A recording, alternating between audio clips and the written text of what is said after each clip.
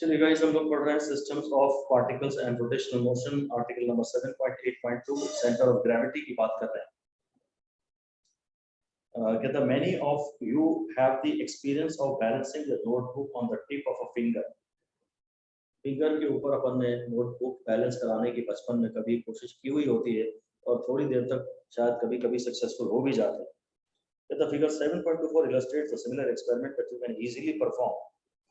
बहुत इजीली तो नहीं कर सकते, ये एक नोटबुक है, ऐसा लग रहा है इसका पन्ना फाड़ के इसी का समोसा खा रहा था और यहाँ पे कहीं ऐसा नीचे से हमने इसको सपोर्ट किया हो, जैसे गोवर्धन पर्वत पे कृष्ण जी ने उनको उसको ये छोटी छोटी उंगली पे गोवर्धन पर्वत उठाया था, वैसे ही कुछ बात ये करने की कोशिश कर रहा है। कहता है take an irregular shape cardboard जिसका के टोटल मास m है, narrow tipped object like a pencil, you can locate by trial and error a point G on the cardboard where it can be balanced on the tip of pencil. अगर आप ऐसा hit and trial से अगर आप चाहें तो आप ऐसा एक पॉइंट ढूंढ पाएंगे G कार्डबोर्ड के ऊपर, जिसको कि अगर आप सपोर्ट करें उंगली से तो आप उसे वहां पे बैलेंस कर सकते हैं। यहाँ तो कुछ भी अंडरलाइन करने लायक है, लिखने लायक नहीं है। The cardboard remains horizontal in this position. This point of balance is the center of gravity of the cardboard. फिर भी center of gravity की definition यहाँ आई नहीं है अभी तक। The tip of the pencil provides a vertically upward force due to which the cardboard is in mechanical equilibrium. ये पूरा कार्डबोर्ड को कायदे से तो नीचे गिर जाना चाहिए अपने वेट के कारण, पर ये जो टिप है इसका सपोर्ट है और इसके सपोर्ट के कारण वो सिस्टम पूरा मैकेनिकल इक्विलिब्रियम है। The tip of the pencil provides a vertically upward force. यहाँ पे भी कुछ पढ़ने लायक और लिखने लायक नहीं है। As shown in figure this much, the reaction of the tip is equal and opposite to mg. पूरा mg है और ये रिएक्शन भी mg आ रहा है, तो नेट फोर्स 0 हो जाएगा। The cardboard is in translational equilibrium. It is also in rotational equilibrium. ये rotational equilibrium में भी है, क्योंकि अगर ऐसा नहीं होता तो ऐसा कभी यहाँ गिरता, कभी यहाँ गिरता, कभी यहाँ गिरता और कहीं ना कहीं फिर गिर ही जाता। अगर ये आपने वाकई बैलेंस किया हुआ है तो फिर ये rotational equilibrium में भी है ही। If it were not so, then due to the unbalanced torque, it would tilt and fall. There are torques on the cardboard due to the forces of gravity. तो यहाँ एक पार्टिकल है, इसका m1g इधर torque लगाएगा, यहाँ एक particle है m2, इसका फोर्स m2g इधर एक टॉर्क लगाएगा। ये इसके इधर पार्टिकल है जो इधर टॉर्क लगाना चाहेंगे, इधर पार्टिकल है जो इधर टॉर्क लगाना चाहेंगे। और अगर ये बैलेंस्ड है, अगर ये गिर किसी साइड नहीं रहा है तो क्लॉकवाइज टॉर्क सारी और सारी एंटी क्लॉकवाइज टॉर्क एक दूसरे को बैलेंस कर ही रही है। If it were not so, then due to the unbalanced torque, it would tilt and fall. There are torques on the cardboard due to the forces of gravity like m1g, m2g, etc., acting on the individual particles that make up the cardboard. Cardboard जितने भी पार्टिकलों से मिलकर बना है, हर particle का mg अपनी अपनी torque लगा तो रहा ही है।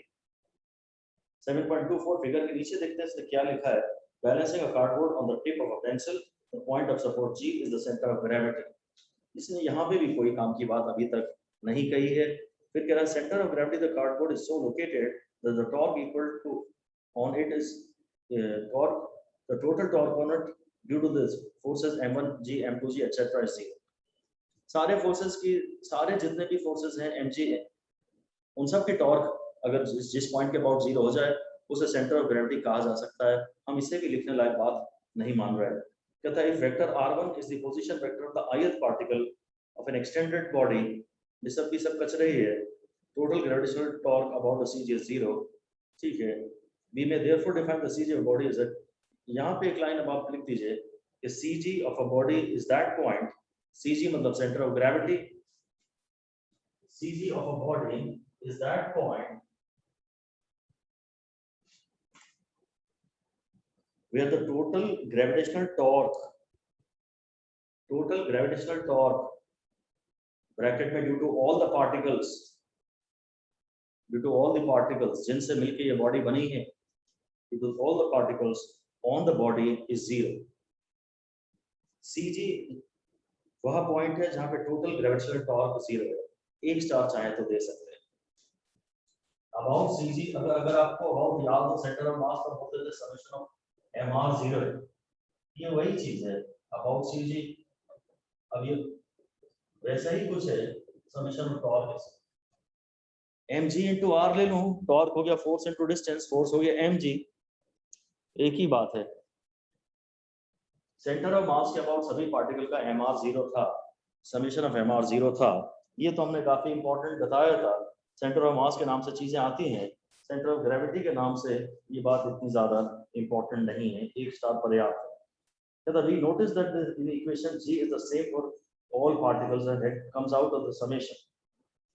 इसमें वो यही कर रहा है कि भाई टॉप को तुम अगर mg into r ऐसा लिख लोगे तो g बाहर ले लो, और g तुमने बाहर ले लिया तो बात वही आ गई, तो या तो g 0 है, a 0 है, अगर प्रोडक्ट 0 है तो g तो 0 है नहीं, तो समेशन mr 0 है, वही बात आ गई।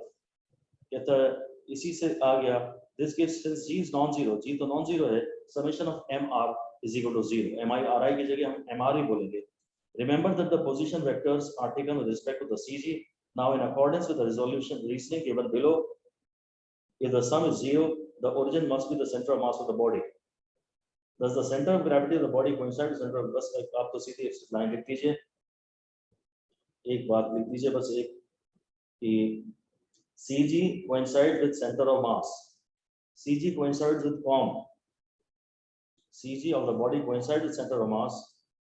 CG coincides with COM when the body is in uniform gravity.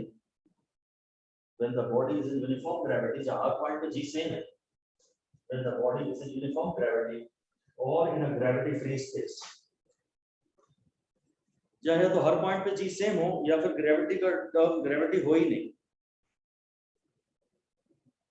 We know that G is this is true because the body being small, G does not.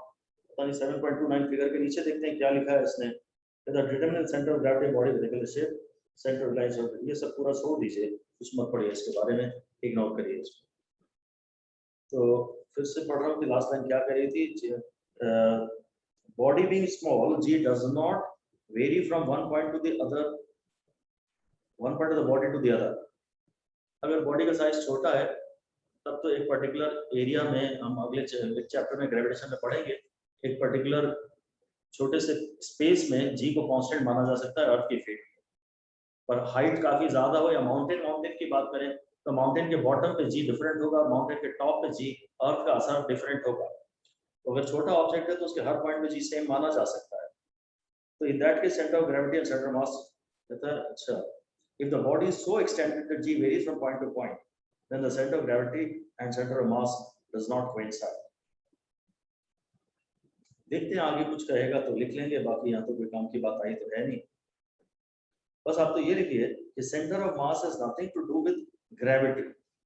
Centre of mass अगर आप निकाल रहे हो तो उस डिस्कशन में gravity का जिक्र किया ही नहीं गया है। Centre of mass has got nothing to do with gravity.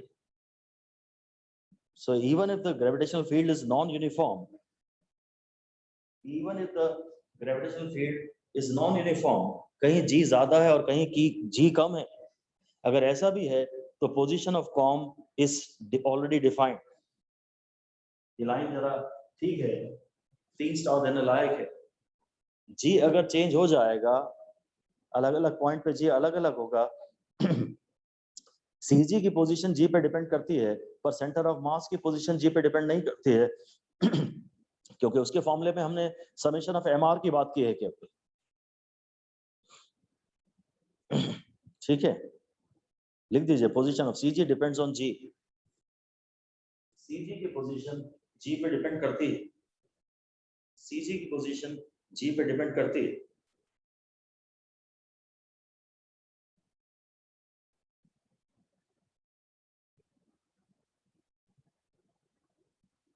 The center of gravity has nothing to do with gravity. It depends only on the distribution of mass of the body. एक line फिर से लिख दीजिए, position of COM, position of center of mass depends only on, position of COM depends only on the distribution of the mass of the body. Depends only on distribution of mass of the body. बस जो भी body है उसमें किधर मास कितना है, मतलब ये भारी वाले पार्टिकल के ज्यादा पास आता है, जहां ज्यादा भारी पार्टिकल होते हैं सेंटर ऑफ मास उनके ज्यादा करीब आता है। सेंटर ऑफ मास का जी से कोई लेना देना नहीं है, हाँ सेंटर ऑफ ग्रेविटी जी पे डिपेंड करेगा। और ये आगे कहीं बात तो कर नहीं रहा है, इसलिए शायद हम ये यहीं पर लिख देते हैं, एक लाइन लिख दीजिए। कि for extended body like a big mountain, extended body हो, बड़ा सा mountain हो, then G varies from part to part of the body. अगर एक बड़ी एक्सटेंडेड बॉडी की बात करेंगे जैसे कि माउंटेन है, तो अलग अलग पॉइंट पे जी अलग अलग होगा. G varies from part to part of the body. Then CG does not coincide with COM. तो सीजी सेंटर ऑफ मास के साथ कोइंसाइड नहीं करता है. अगले पैराग्राफ में कह रहा है in section 7.2 we find out the position of centre of mass of several regular homogeneous objects. Obviously, the method used there gives us also the center of gravity of these bodies if they are small enough. तो फिर से वही बात कह रहा है कि जो छोटी बॉडीज होती हैं उनके लिए तो फिर सेंटर, अगर जितनी भी रेगुलर बॉडीज हैं, होमोजेनियस हैं, रेगुलर शेप की हैं, तो सेंटर ऑफ मास बॉडी के ज्योमेट्रिकल सेंटर पे लाई करता है. और जहाँ ज्योमेट्रिकल सेंटर लाई करता है, जहाँ सेंटर ऑफ मास लाई करता है, वहीं सेंटर ऑफ ग्रेविटी भी लाई करता है. अगर छोटी यूनिफॉर्म बॉडीज हैं, यूनिफॉर्म शेप की होमोजेनियस बॉडीज हैं, तो सेंटर ऑफ मास और सेंटर ऑफ ग्रेविटी दोनों सेंटर ऑफ सिमेट्री पे लाया करते हैं. सारी बातें हमें इग्नोर करनी है. कुछ थोड़ी बहुत बातें लिखी हैं, उनको कभी कभार एक आध बार पढ़ लें तो ठीक है, नहीं तो कोई आवश्यकता नहीं है. फिर कह रहा figure 7.25 illustrates another way of, ये तो हमें बिल्कुल भी काम का नहीं है. बिल्कुल इसे कट कर दें, इसका डायग्राम को भी और इस पैराग्राफ को भी, कि किसी बॉडी के सीजी को, इरेगुलर शेप बॉडी के सीजी को डिटरमिन करने का क्या तरीका है, इसे हम डिस्कस नहीं कर रहे हैं, पूरी तरह से छोड़ दीजिए. बस सीजी के बारे में जो बातें होनी थी, चाहिए थी, ये हो गई हैं. और हमने केवल यही एक मेन बात सीखी कि अगर छोटा ऑब्जेक्ट है और होमोजेनियस है, हम तो हमेशा यही मानेंगे. मतलब ऐसा कोई केस हमें दिया ही नहीं जा सकता जहां सीजी या सेंटर ऑफ मास, अगर ये एक बॉडी दी गई है, तो आप होमोजेनियस वगैरह ही मानेंगे इसको, और जी भी हर जगह यूनिफॉर्म ही मानेंगे. तो आप तो यही लिख दीजिए कि we can be given a question only of uniform and homogeneous bodies, uniform and homogeneous small bodies. अगर हमें क्वेश्चन दिया गया है तो यूनिफॉर्म और होमोजेनियस और स्मॉल बॉडीज का ही दिया जा सकता है. So we should always assume that CG and COM of the given body,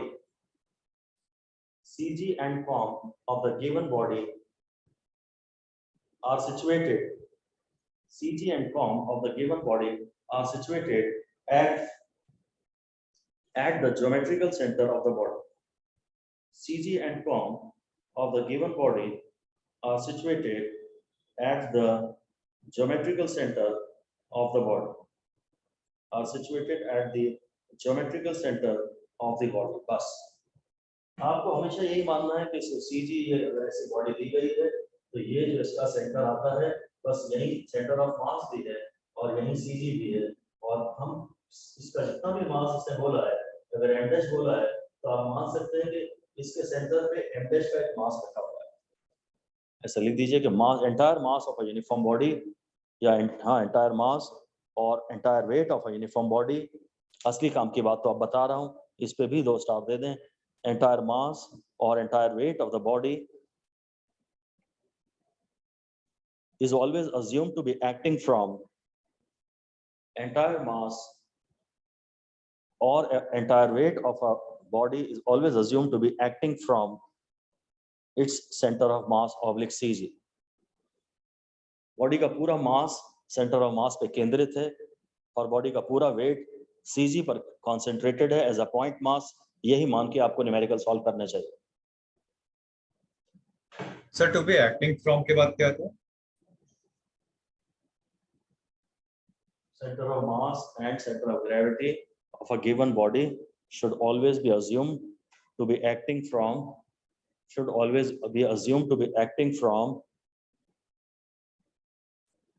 entire mass and entire weight of a body should always be assumed to be acting from com/cg of the body, where Okay, sir. where entire mass of the body can be considered to be concentrated. फिर से लिख दीजिए line, where entire mass of the body can be considered to be concentrated. Entire mass of the body can be considered to be concentrated as a point mass. Entire mass of the body can be considered to be concentrated as a point mass. जो जैसे example 7.8 में एक numerical दिया गया है, ये एक rod है, अब उसका मास अगर 4 kg है तो हम उसके 4g को यहाँ दिखा रहे हैं सेंटर पे। सिर्फ इतना फैसिलिटेट कराने के लिए हमको ये पढ़ाया गया है, सीजी का कॉन्सेप्ट दिया गया है ताकि रॉड का मास आप उसके सीजी से काम एक्ट करता हुआ दिखा सके। सेंटर ऑफ ग्रेविटी वाला जो पार्ट पढ़ाया है उसमें से मेरे ख्याल से तो कुछ भी important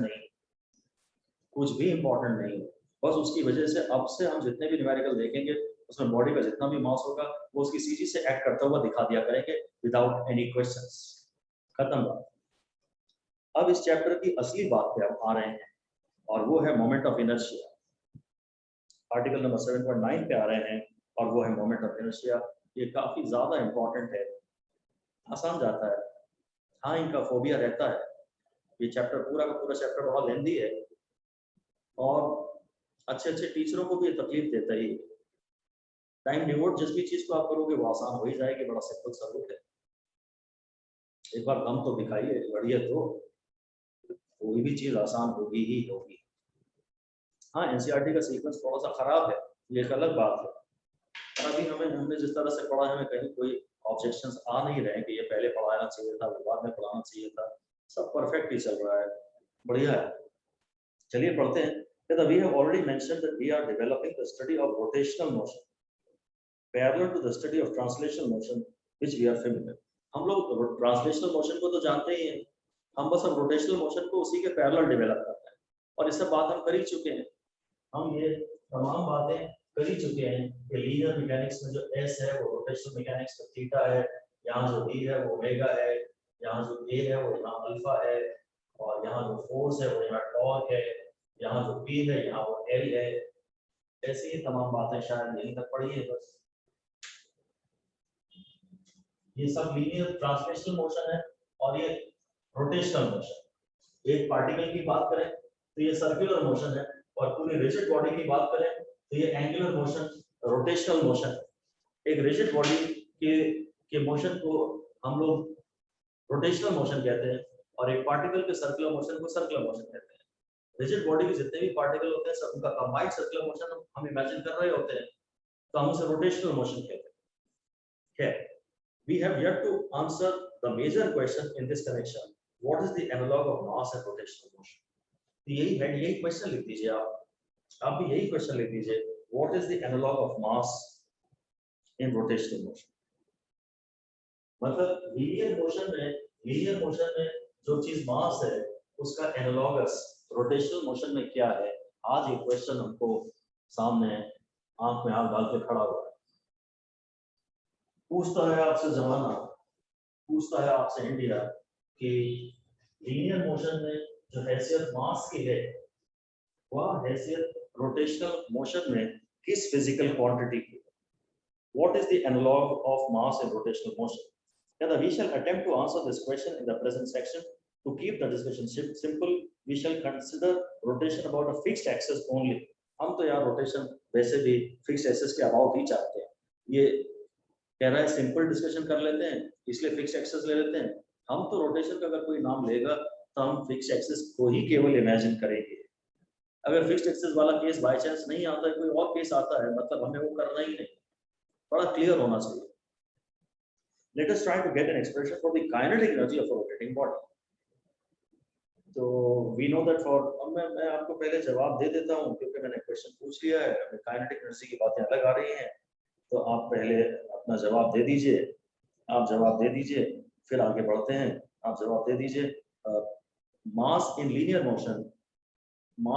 motion is same as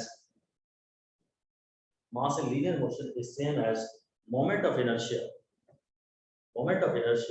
in rotational motion. Moment of inertia in rotational motion. Moment of inertia का नाम ये थोड़ी देर बाद में लाएगा, मैं आपको नाम पहले से बता दे रहा हूं. फिर से लिख लीजिए, inertia for rotational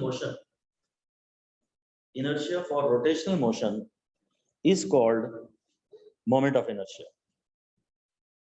rotational motion में जो इनर्शिया है उसे मोमेंट ऑफ इनर्शिया कहते हैं. अब ये टर्म वैसा नहीं जैसे कि मोमेंट ऑफ फोर्स था. लिख सकते हैं कि this is not like moment of force.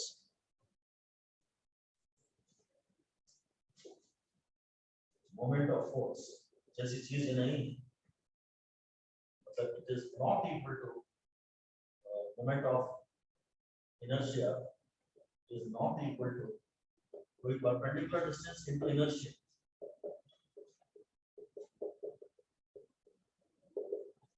सिर्फ यही एक एक्सेप्शन है, वरना किसी के भी आगे मोमेंट लगा दें तो वो परपेंडिकुलर डिस्टेंस से मल्टीप्लाई करने लायक बात हो जाती है. हमने कम से कम दो चीजें तो पढ़ी हैं. मोमेंट ऑफ फोर्स पढ़ा है जिसे टॉर्क कहते हैं, आर क्रॉस एफ, और एंगुलर मोमेंटम पढ़ा है जो मोमेंट ऑफ लीनियर मोमेंटम है, आर क्रॉस एम बी. तो उस लिहाज से मोमेंट ऑफ इनर्शिया को ये मत मानिएगा कि परपेंडिकुलर डिस्टेंस इनटू इनर्शिया है, क्योंकि एक्चुअली इनर्शिया खुद ही कोई फिजिकल क्वांटिटी नहीं. तो ये भी कोई ये तो फिजिकल क्वांटिटी है. एक लाइन आप लिख दीजिए अगेन एक्स्ट्रा, ये कट भी कर दीजिएगा, काम की बात नहीं है.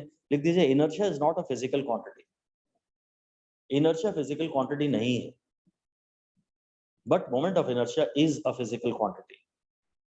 इनर्शिया एक्चुअली फिजिकल क्वांटिटी नहीं है, वह केवल एक फीलिंग है, वह केवल एक कॉन्सेप्ट है, पर उसका कोई फॉर्मूला नहीं है. इनर्शिया का कोई फॉर्मूला नहीं है.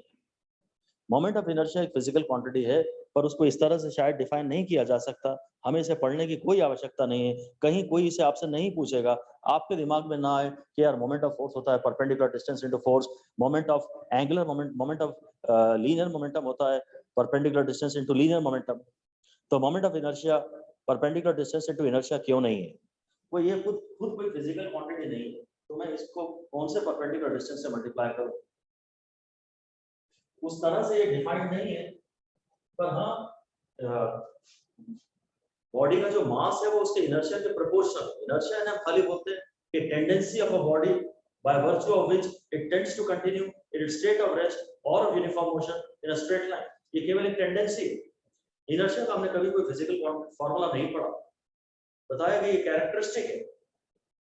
हाँ, हम ये जरूर समझते हैं कि जिस बॉडी का मास ज्यादा है उसका इनर्शिया ज्यादा है, पर फिर भी इनर्शिया का और मास में कोई रिलेशन नहीं है. ऐसा अलग से लिख दीजिए कि inertia is proportional to mass. Inertia mass पे डिपेंड तो करता है, but there is no direct formula between them. Inertia mass पे डिपेंड तो करता है. एक भारी बॉडी को रेस्ट से मोशन में लाना होगा तो हमें ज्यादा एफर्ट लगाना पड़ेगा. भारी बॉडी का इनर्शिया ज्यादा है, ये बात सही है. भारी बॉडी का इनर्शिया ज्यादा है, परंतु इनर्शिया और मास में कोई फॉर्मूला नहीं है. तो बस लीनियर इनर्शिया मास के प्रोपोर्शनल है, तो rotational inertia moment of inertia के प्रोपोर्शनल है. ठीक है, उसकी बात अभी हम कुछ नहीं कर रहे, बस इतना ही कह रहे हैं. जो हैसियत लीनियर मोशन में मास की है, वो हैसियत रोटेशनल मोशन में मोमेंट ऑफ इनर्शिया की है. उसे कैपिटल आई से डिनोट करते हैं, कैपिटल आई से डिनोट करते हैं. और ये एक फिजिकल क्वांटिटी है, क्योंकि इसका फॉर्मूला होता है. जिसका फॉर्मूला ना हो, जिसे क्वांटिफाई ना किया जा सके, वो फिजिकल क्वांटिटी है ही नहीं, और उसको कोई जगह नहीं दी गई है. उसको कोई जगह डिस्कशंस में कहीं नहीं दी जाती है. तो खैर, अब आप हेडिंग दे सकते हैं. हेडिंग दे दीजिए kinetic energy of a rotating body.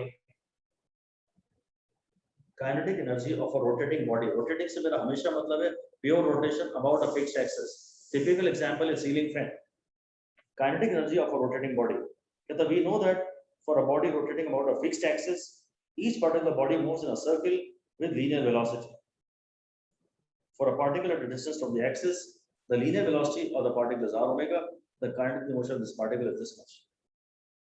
ये कह रहा ये है कि अगर आप एक ऐसी बॉडी को इमेजिन करते हैं और उसका ये फिक्स्ड एक्सिस है और यहाँ जो वेरियस पार्टिकल्स हैं ये जिन वेरियस पार्टिकल्स से मिलकर बनी है सबके हाफ एम वी स्क्वायर का सम, इस एक अगर रिजिड बॉडी प्योर रोटेशन में है फिक्स्ड एक्सिस के अबाउट, इसका मतलब जितने भी पार्टिकलों से मिलकर बनी है वो सब पार्टिकल सर्कुलर मोशन में है। सर्कुलर मोशन में हम एक वी तो एसोसिएट कर ही सकते हैं, v is equal to r omega वाला। तो कह रहा है सबके हाफ एम वी स्क्वायर का सम इस पूरी रिजिड बॉडी की kinetic energy of pure rotation होती है। वो एक लाइन लिख दीजिए आप, हालांकि इस पे भी क्रॉस लगा दीजिएगा, ये लाइन दोबारा रिवाइज करने लायक नहीं है। सर ये लाइन मतलब सर समझ नहीं आई ये लाइन। मैं अभी लिखवा रहा हूँ फिर बात करते हैं, लिखिए डायरेक्टली। एक sum of kinetic energies, sum of kinetic energies of all the particles of a body in pure rotation, sum of kinetic energies of all the particles of a body in pure rotation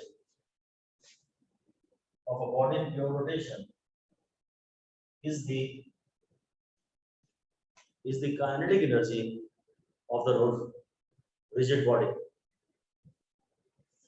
is the kinetic energy of the rigid body। एक body की kinetic energy उसके particles की kinetic energy का सम ही तो होगा। एक ये है, इसमें ये भी सर्किल में घूम रहा है, इसका भी कुछ हाफ, इसका भी है, इसका भी है, सबका अपना अपना हाफ एम वी स्क्वायर है। अगर आप पूरी बॉडी की एनर्जी जानना चाहते हैं तो सबकी हाफ एम वी स्क्वायर के सम को ही तो ऐड करेंगे, और क्या करेंगे।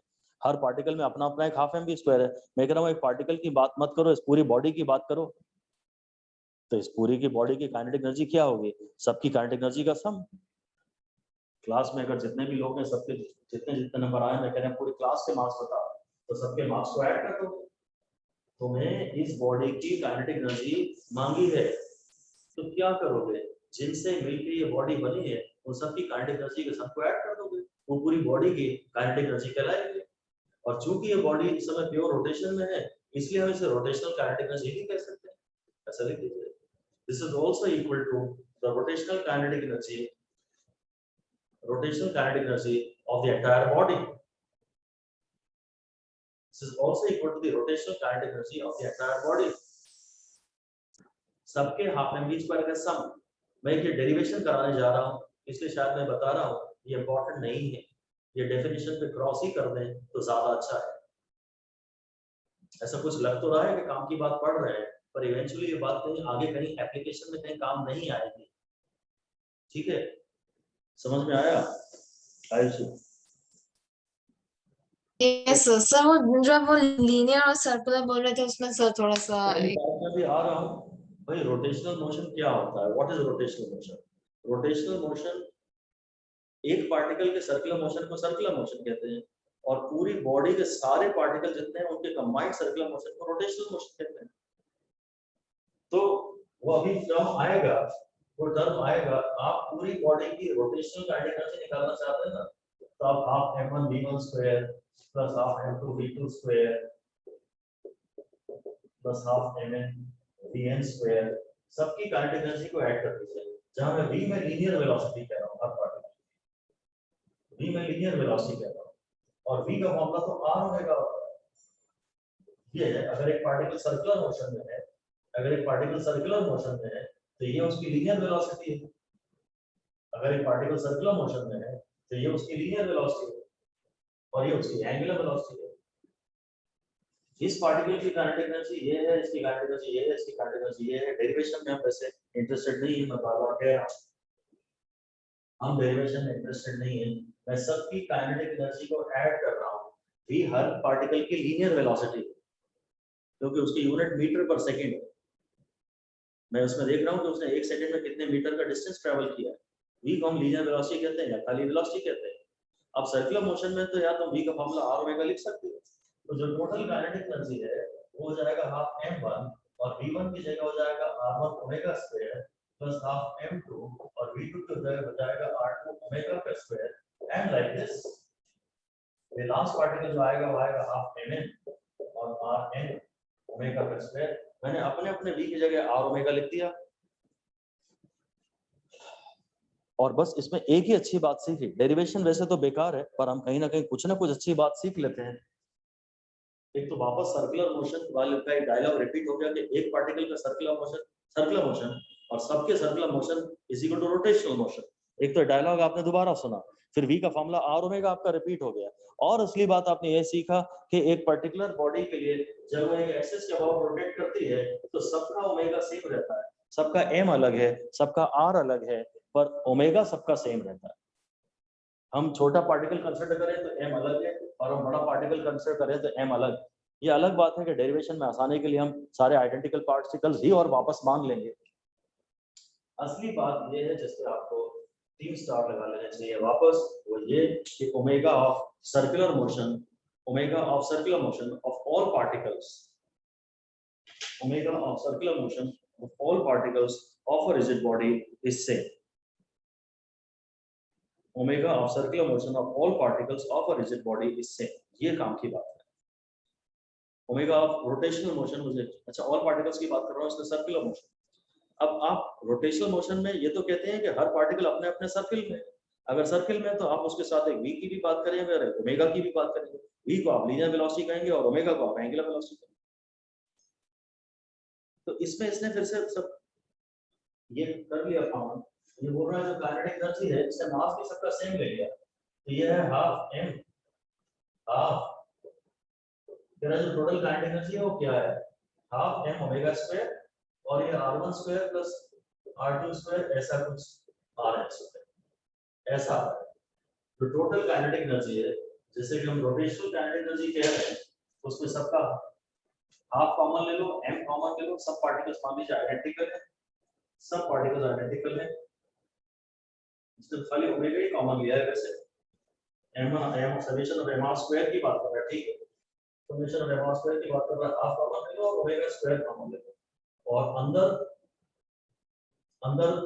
m1 r1 स्क्वायर और इस तरह से m rn स्क्वायर की बात करो, तो अब तुम half omega square summation sign के भी बाहर ले जाओ तो हो जाएगा summation of half m r square, sorry half बाहर आ चुका है ये।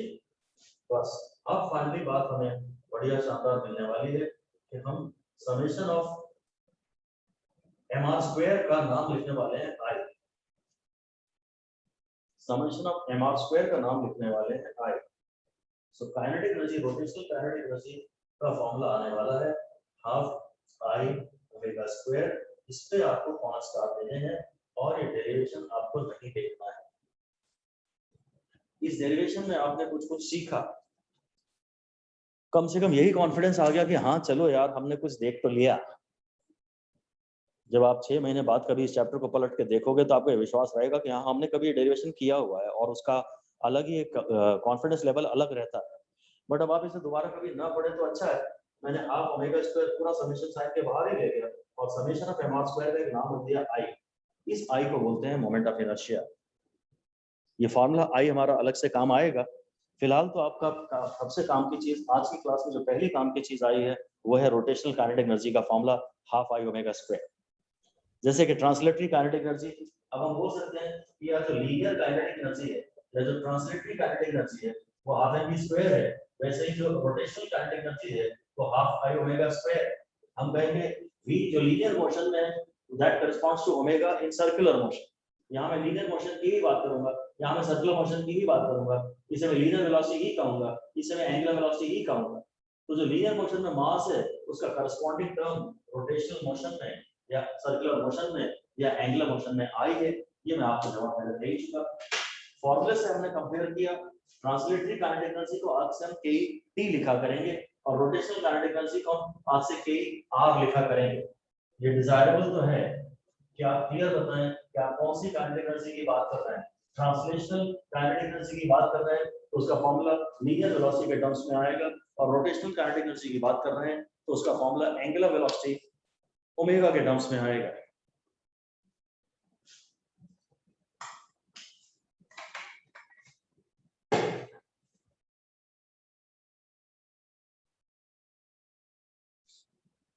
तो फाइनल फॉर्मूला हो गया इक्वेशन 7.35 में, note that the parameter i is independent of the magnitude of the angular velocity.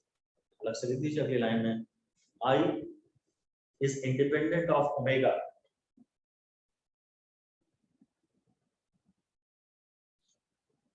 लिख दीजिए i depends, I depends on number 1 the rigid body, shape of the rigid body, चलिए लिख दीजिए I depends on the shape of the rigid body, and number 2 about the axis which it rotates. I बड़ी अच्छी interesting चीज है, important चीज है, इसे प्रॉपर समझना होगा। ये डेरिवेशन छोड़ के बाकी सारी बातें इंपॉर्टेंट। मोमेंट ऑफ इनर्शिया के चैप्टर में अभी काम की बात मैंने आपको ये बताई कि एक तो जो लीनियर मोशन में मास है वो सर्कुलर मोशन में inertia I, moment of inertia. तुम लीनियर मोशन में v की जैसे बात करते हो वैसे सर्कुलर मोशन में या रोटेशनल मोशन में ओमेगा की बात करते हो। फॉर्मूला काइनेटिक एनर्जी का मान हाफ mv² होता था या हाफ I ओमेगा स्क्वायर है। और उसके बाद I का फॉर्मूला अभी मैं और ढंग से पढ़ाने वाला हूँ। अभी तो मैंने इतना ही पढ़ा है कि I का फॉर्मूला है समेशन ऑफ mr स्क्वायर। अभी इसी को पढ़ा है, इसको देखेंगे। हमने जब सेंटर ऑफ मास पढ़ा था तो सेंटर ऑफ मास में कुछ समेशन ऑफ mr आता था, summation of mr upon total mass कुछ आता था। यहाँ पे mr स्क्वायर आ रहा है। और खैर I डिपेंड नहीं करता ओमेगा पे, I के फॉर्मूले में ओमेगा नहीं आ रहा। बॉडी अगर ये डिफाइंड है तो इसका I डिफाइंड है। अब तुम इसे कितनी भी तेज घुमाओ, ज्यादा तेज घुमाओगे तो इसका काइनेटिक एनर्जी बढ़ेगी, पर इसका जो मोमेंट ऑफ इनर्शिया है वो इसकी कंस्ट्रक्शन पे डिपेंड करता है, दो चीजों पे डिपेंड करता है। ये आपने लिख तो लिया ही है कि mi depends upon shape of the body. Number 2 आपने लिख दिया x about the axis on about which the body rotates, it depends on the axis about which the body rotates। और भी फॉर्मूले में बातें आई रही हैं तो आप एक और बात लिख सकते हैं। Number 3 it depends on I depends on mass of the body। जिस बॉडी का मास ज्यादा होता है उसमें इनर्शिया भी ज्यादा होता है और उसमें मोमेंट ऑफ इनर्शिया भी ज्यादा होता है। कुछ इन्हें धीरे धीरे समझेंगे, अभी बातें ज्यादा समझ में तो आई नहीं है। चलिए फिर से इतना भी लिख सकते हैं कि या लिख दीजिए, ऐसा लिख दीजिए that is mi depends on construction of the body, mi depends on constructional features of the body। Body के कंस्ट्रक्शनल फीचर्स क्या हैं, वो सर्कुलर है कि स्फेरिकल है कि सिलेंड्रिकल है, ये बातें हमें धीरे धीरे समझ में आएंगी। अभी तो एक ही चीज काम की समझ में आई है, आई का फॉर्मूला है समेशन ऑफ mr स्क्वायर। मैं उस पे शायद अलग से अभी कहीं स्टार्स लगवाऊंगा, उसे मैं दोबारा पढ़ाऊंगा अभी। कहता है note that the parameter I is independent of the magnitude of the angular velocity, it is a characteristic of the rigid body and the axis about which it rotates। Axis वाली बात तो कुछ ज्यादा ही इंपॉर्टेंट है, पूरा ही discussion important है कि I किन बातों पे डिपेंड करता है, और एक्सेस वाली बात तो कुछ ज्यादा ही इंपॉर्टेंट है, पर शायद ये आगे और बातें आएंगी तभी इन पर स्टार लगाएंगे। The compare equation 7.35 for the kinetic energy for rotating body with the expression for the kinetic energy of body in linear motion। तो वही पहले हाफ mv स्क्वायर पढ़ते थे हम आज तक, आज से हाफ I ओमेगा स्क्वायर भी पढ़ते हैं। अगर एक बॉडी प्योर ट्रांसलेशन में है तो उसकी काइनेटिक एनर्जी है हाफ mv स्क्वायर, और अगर एक बॉडी प्योर रोटेशन में है तो उसकी काइनेटिक एनर्जी है half I omega square. Here m is the mass of the body and v is the velocity, मतलब linear velocity, v is the linear velocity। ये आपको समझ में आएगा कि कहाँ हम लीनियर वेलोसिटी का नाम लेंगे और कहाँ हम एंगुलर वेलोसिटी का नाम लेंगे, कहाँ हम सर्कुलर मोशन का नाम लेंगे, कहाँ एंगुलर मोशन का नाम लेंगे, उसके लिए आप पहले से मेंटली प्रिपेयर्ड रहें। Here m is the mass of the body and v is the velocity। We have already noted the analogy between the angular velocity omega and the linear velocity v। जो हैसियत linear motion में v की है वो हैसियत rotational motion में omega की है। It is then evident that the parameter moment of inertia I is the desired analog of the mass of linear motion। linear motion में जो मास है, linear motion में जो मास है, angular motion में वही चीज I है। We now apply the definition to calculate the moment of inertia in two simple cases। तो पहले तो मैं अलग से आपको ये फॉर्मूला देना चाहूंगा।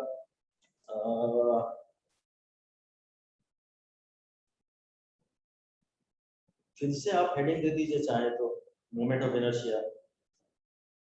देखिए moment of inertia of a single particle, ऐसा लिखिए, moment of inertia of a single particle, moment of inertia of a single particle. अब इसमें जरूरी है पहले ही लिख दीजिए, ये तो आपकी हेडिंग हो गई, आप जी अलग से लिख दीजिए अगली लाइन में, the axis of rotation should be very clearly defined. Axis of rotation बहुत ही क्लियरली डिफाइंड होना चाहिए। एक पार्टिकल तो है और उसका तुम किस एक्सिस के अबाउट मोमेंट ऑफ रोटेशन जानना चाह रहे हो, axis should be clearly defined वाली बात तो मेरे ख्याल से आप 5 स्टार दे दीजिए। सेंटर ऑफ मास के डिस्कशंस में भी यही प्रॉब्लम थी कि ओरिजिन वहां क्लियरली डिफाइंड नहीं होता था, तो यहाँ पर ये m का और मे बी ये एक्सिस है, ये एक्सिस है। यहां से अब आपको परपेंडिकुलर ड्रॉ करना पड़ेगा, ये इस डिस्टेंस को r हम कहेंगे और इस पार्टिकल का i है mr²। Here r is the perpendicular distance। Axis clearly define करिए, एक्सिस क्लियरली डिफाइन करिए और मास से इस एक्सिस पे परपेंडिकुलर ड्रॉप करिए। मैं एक पत्थर को धागे से बांध के इस एक्सिस के अबाउट घुमा रहा हूँ, ऐसे घुमा रहा हूँ या ऐसे घुमा रहा हूँ। मास m को मैं परपेंडिकुलर डिस्टेंस r पे घुमा रहा हूँ। Perpendicular distance r is a perpendicular distance, ऐसा लिख के उस पर फिर 5 स्टार दे दीजिए। एक पार्टिकल अगर है तो एक्सिस पहले पता हो कि एक्सिस कहाँ है, फिर मैं उससे परपेंडिकुलर डिस्टेंस निकालूं। आपको ज्यादातर ऑलरेडी वो परपेंडिकुलर डिस्टेंस ही देगा, आपको ये सब कुछ करना नहीं पड़ेगा। जो भी उसने डिस्टेंस दिया है, अगर थीटा वीटा नहीं दिया है तब तो और भी ऑब्वियस बात है कि जो भी डिस्टेंस दिया है वो आपको परपेंडिकुलर डिस्टेंस ही देगा। इससे ज्यादा उसकी औकात नहीं है, उसमें दम नहीं है। बहुत रेयर कहीं कहीं कराया भी जा सकता है, पर ज्यादातर ऐसा नहीं होगा। ज्यादातर ऐसा नहीं होगा, जो डिस्टेंस आपको दिया है वो परपेंडिकुलर डिस्टेंस। चलिए इसके लिखते हैं यूनिट क्या है। इसकी यूनिट है, सीरियस यूनिट है ग्राम इनटू सेंटीमीटर स्क्वायर। फॉर्मूला है ना mr स्क्वायर, फॉर्मूला है mr स्क्वायर, तो इसकी सीरियस यूनिट है ग्राम सेंटीमीटर स्क्वायर और इसकी एसआई यूनिट है केजी मीटर स्क्वायर। हमको ज्यादातर वैसे एसआई यूनिट भी काम आती है, क्योंकि फॉर्मूला है mr स्क्वायर, इसलिए इसके डायमेंशंस है i के, डायमेंशंस है m1 l2। और आगे कहीं ना कहीं ये जिक्र तो करेगा, ये स्केलर क्वांटिटी की तरह हम इसे ट्रीट करते हैं। Moment of inertia is treated as a scalar quantity. I का जहां फॉर्मूला आया वहीं ये सारी ये बातें शायद आ जाएं तो अच्छा है। एक बढ़िया सी बात ये भी है कि r कभी नेगेटिव भी हो तो भी r का स्क्वायर तो पॉजिटिव ही होगा, ये भी लिख दीजिए। Even if r is negative, r square is positive. अगर r नेगेटिव भी है तो r का स्क्वायर तो पॉजिटिव ही होगा। सो mi is always a positive quantity. mi is always a positive quantity. r अगर नेगेटिव भी है तो r का स्क्वायर तो पॉजिटिव होगा। mi is always a positive quantity. इस पे आप एक स्टार दे सकते हैं, से अंडरलाइन, रेड से अंडरलाइन कर सकते हैं। अब आप हेडिंग दे दीजिए, अब आप हेडिंग दे दीजिए mi of a system of, चलिए पहले मैं टू पार्टिकल्स की ही बात करता हूँ। mi of a system of two particles, ये ओरिजिन है, ये m1 है, ये r1 है, चलिए ये m2 है। अब इसका परपेंडिकुलर डिस्टेंस मुझे ये वाला चाहिए होगा, सपोज यही मुझे दिया है, ये एक्सिस है, i हो जाएगा summation of m r square, यानी of course m1 r1 square plus m2 r2 square. Axis से सिस्टम ऑफ टू पार्टिकल्स है, पहले ध्यान से देखना कि एक्सिस कहां है और फिर परपेंडिकुलर डिस्टेंस देखना। m1 तो यहाँ डायरेक्टली x एक्सिस पे ही है, पर m2 कहीं और है। पर अगर तुम परपेंडिकुलर डिस्टेंस निकाल जाने में सक्षम हो, पूरी गारंटी है कि आपको हमेशा r सिर्फ एक परपेंडिकुलर डिस्टेंस ही दिया जाएगा मेजॉरिटी केसेस में, मोस्टली, वेरी रेयरली। और फिर अगर सवाल में कहीं दम है तो वो इसी बात में है कि r परपेंडिकुलर डिस्टेंस है कि नहीं। m r स्क्वायर में प्रॉब्लम m में तो आ नहीं सकती, r में ही थोड़ी बहुत कभी तकलीफ आ सकती है। मोस्टली ये परपेंडिकुलर डिस्टेंस ही होगा। अब ये देखिए, शायद ये इसका x पॉजिटिव है, इसका x नेगेटिव है, और x नेगेटिव है तो भी ये पॉजिटिव ही आ रहा है। अगर कोई पार्टिकल नेगेटिव x एक्सिस पे सिचुएटेड है तो वो समेशन ऑफ mx को तो अफेक्ट करता है, पर वो समेशन ऑफ mr स्क्वायर को अफेक्ट नहीं करता। सेंटर ऑफ मास की कैलकुलेशन तो अफेक्ट हो जाएगी कि कुछ मास प्लस x एक्सिस पे है और कुछ मास माइनस x एक्सिस पे है सिमेट्रिकली, तो शायद रिफ्लेक्शन सिमेट्री से वो एक दूसरे को कैंसिल भी करते हैं। क्या उन बातों से हम चीजों को मिक्सअप ना करें। mr स्क्वायर है और r अगर नेगेटिव भी है तो हमें कोई फर्क नहीं पड़ता। फिर और एक हेडिंग दे दीजिए, mi of a system of particles. अभी मैंने टू ही पार्टिकल्स की बात की थी, अब mi of a system, MI of a system of ये discrete particles अलग अलग फैले हुए हैं, छितराए हुए हैं, कोई पार्टिकल यहाँ है, कोई पार्टिकल यहाँ है, कोई पार्टिकल यहाँ है, कोई पार्टिकल यहाँ है। तो हम ऐसे केस में समेशन ऑफ एडवांस स्क्वायर हम करते हैं, हम बकायदा m1r1 square plus m2r2 square और ऐसा पूरा करते रहते हैं। System of discrete particle, discrete मतलब एक एक पार्टिकल अलग अलग है। तो प्रॉपरली मैंने तो अभी बनाया नहीं है, एक्सेस कहाँ है आपको बकायदा ध्यान से एक्सेस देखना पड़ेगा।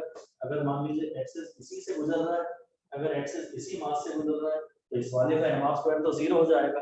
फिर इसका आप ये डिस्टेंस लीजिएगा, इसका ये लीजिएगा, इसका ये लीजिएगा, इसका ये लीजिएगा, इसका ये लीजिएगा, सबके परपेंडिकुलर डिस्टेंस लीजिएगा। बस एक ही बात पे ध्यान देना है हमें, perpendicular distance. Summation of m square में हम आर परपेंडिकुलर डिस्टेंस लेते हैं। ये डिस्क्रीट पार्टिकल सिस्टम, जैसे कभी वो न्यूमेरिकल दे देगा कि एक ट्रायंगल के वर्टाइसेस पे 3 पार्टिकल्स, अब बोलेगा इनका एमआई निकालो, तो बस इसका एम स्क्वायर प्लस इसका एम स्क्वायर प्लस इसका एम स्क्वायर। आपको ध्यान से देखना पड़ेगा कि एक्सेस कहां से गुजर रहा है, फिर आपको देखना पड़ेगा कि उस एक्सेस से वेरियस पार्टिकल्स का परपेंडिकुलर डिस्टेंस क्या है। उसमें थोड़ा सवाल बन जाते हैं, उसमें सवाल बन जाते हैं कि एक ट्रायंगल के कॉर्नर पर या एक स्क्वायर के कॉर्नर पे वो 4 मासेस रख देता है, ट्रायंगल के कॉर्नर पे 3 मासेस रख देता है या स्क्वायर के कॉर्नर पे 4 मासेस रख देता है, तो क्लियरली आपको परपेंडिकुलर डिस्टेंस वहां पर मेजर करना होता है। अगर वैल्यू देता है वो डिस्टेंस की तो ज्यादातर वो परपेंडिकुलर डिस्टेंस ही होता है। अभी तो डिस्क्रीट पार्टिकल सिस्टम ना, अब आप हेडिंग दे दीजिए MI of a continuous distribution of mass, MI of continuous distribution of mass। अभी था डिस्क्रीट पार्टिकल सिस्टम, अब कह रहा है कंटीन्यूअस डिस्ट्रीब्यूशन ऑफ मास। अगर मास कंटीन्यूअसली डिस्ट्रीब्यूटेड हो तो इसी को तो रिजिड बॉडी कहते हैं। अगर मास एक यहाँ एक यहाँ एक यहाँ एक मास कहीं कहीं पड़ा हुआ है तो डिस्क्रीट पार्टिकल सिस्टम। और अगर मास पूरा यहाँ भी है, यहाँ भी है, यहाँ भी है, एक मास तो कम से कम हमें ऐसा मिल रहा है जहाँ कोई डिसकंटिन्यूटी नहीं है, जहाँ मास है ही है, तो कंटीन्यूअस डिस्ट्रीब्यूशन को रिजिड बॉडी कहते हैं। ये भी जानना आपके लिए आवश्यक नहीं है। अगर मास में कहीं गैप नहीं है, सारे पार्टिकल चिपके हुए हैं एक दूसरे से, तो ये रिजिड बॉडी कहलाती है, उसे कंटीन्यूअस डिस्ट्रीब्यूशन ऑफ मास कहते हैं। तो ये रिजिड बॉडीज की ही अब आपसे डायरेक्ट बात कर रहा है। ये कह रहा है कि we shall now apply the definition in the calculation of moment of inertia in 2 simple cases। तो आप हेडिंग दे सकते हैं, हेडिंग दे दीजिए MI of a ring, MI of a ring।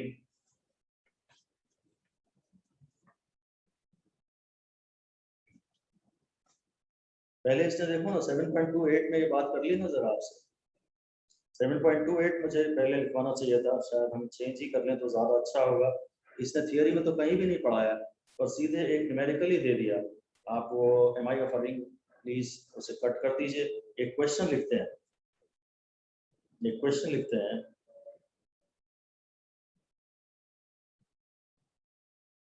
लिखिए, जैसा डायग्राम बना दीजिए, लिखिए 2 point masses of m/2 each, 2 point masses of m/2 each are kept at ends। 2 point masses of m/2 each are kept at ends of a light rod, of length L, of a light rod of length L। ये तो हो गया। और कितना find the MI of the system, तो उसने total mass m बोला है, मैंने m/2 2 कर दिया है। रॉड तो लाइट है तो रॉड में तो मास है नहीं, रॉड में तो मासलेस ही मानेंगे हमेशा। टोटल मास उसने सिस्टम का m बोला है तो मैंने मान लिया m/2 यहाँ और m/2 वहां है, ठीक है। और बस आपको क्लियरली बताना पड़ेगा कि find the MI about an axis, find the MI of this system find the MI of this system about an axis passing through center. इसने क्या बोला है? A light rod of length L with a pair of masses rotating on an axis through the center of the mass of system. Passing through center of mass of the system. ये जो access है ये इस system के centre of मास से गुजर रहा है और बहुत इंपॉर्टेंट बात है and perpendicular to the rod. सबसे बड़ी बात ये है कि ये जो एक्सेस है ये रॉड के परपेंडिकुलर है, परपेंडिकुलर टू ये ऐसा परपेंडिकुलर टू रॉड। आपको इस पूरे सिस्टम का मास निकालना है। सिस्टम में तीन चीजें हैं, एक ये मास है, एक ये मास है और इसका मास नेग्लिजिबल। सिमेट्री अगर नहीं बोला है तो हम सिमेट्री के बगैर सॉल्व नहीं कर सकते। हमें ये मानना पड़ेगा कि आधा मास यहाँ है, आधा मास यहाँ है। असली इंपॉर्टेंट चीज है एक्सेस। एक्सेस इन दोनों के सेंटर ऑफ मास से गुजर रहा है और वो इस लेंथ ऑफ द रॉड के परपेंडिकुलर है। अगर एक्सेस इन दोनों के सेंटर ऑफ मास से गुजर रहा है तो दो आइडेंटिकल मासेस का सेंटर ऑफ मास तो एग्जैक्टली मिड पॉइंट पे लाया करेगा ना। आपको ये एंगल तो 90 डिग्री ही दिया है, ये डिस्टेंस परपेंडिकुलर डिस्टेंस ही दिया है, आपको ज्यादातर वो परपेंडिकुलर डिस्टेंस ही देगा, वरना तो कोई 30 डिग्री 60 डिग्री कोई एंगल 45 डिग्री की कहीं तो बात करे। खैर वो ऐसा कोई सवाल आपके सामने आने भी नहीं वाला है। तो अब ये ऑलरेडी अगर परपेंडिकुलर डिस्टेंस है तो मुझे आई निकालना है m1 r1 square plus m2 r2 square, इसका मास है m/2 और ये डिस्टेंस है l/2 का स्क्वायर और ऐसा ही दूसरा भी है, ऐसा ही दूसरा m r स्क्वायर में सबके ऐड कर दूंगा तो इससे जो भी आंसर आ जाएगा। हाँ ये इसकी थ्योरी तो कहीं डिस्कस ही नहीं की थी, सीधे उसने डायग्राम बना के इसकी बात कर ली। पेपर के लिहाज से इंपॉर्टेंट क्वेश्चन हो गया ये, या इसका थोड़ा सा चेंज डेटा। गूगल पे आपको डायरेक्टली ऐसा का ऐसा ना मिल जाए तो वो इसमें कुछ इसकी लैंग्वेज में माइनर चेंज कर देंगे, इसको 2-3 लाइनें और एक्स्ट्रा उसमें ऐड कर देंगे। ये सिंगल लाइनर क्वेश्चन को 4 लाइनर क्वेश्चन बना के आपके सामने रख दिया जाएगा ताकि गूगल एकदम से पहचान ना पाए कि ये क्वेश्चन क्या है। समेशन ऑफ mr स्क्वायर आपको करना है और एक्सेस आइडेंटिफाई करिए, ठीक सेंटर से गुजर रहा है तो ये डिस्टेंस आइडेंटिफाई करिए और ये इस रॉड के ये परपेंडिकुलर है इसलिए डिस्टेंस परपेंडिकुलर डिस्टेंस ही है, तो समेशन ऑफ mr स्क्वायर कर दीजिए, बात खत्म।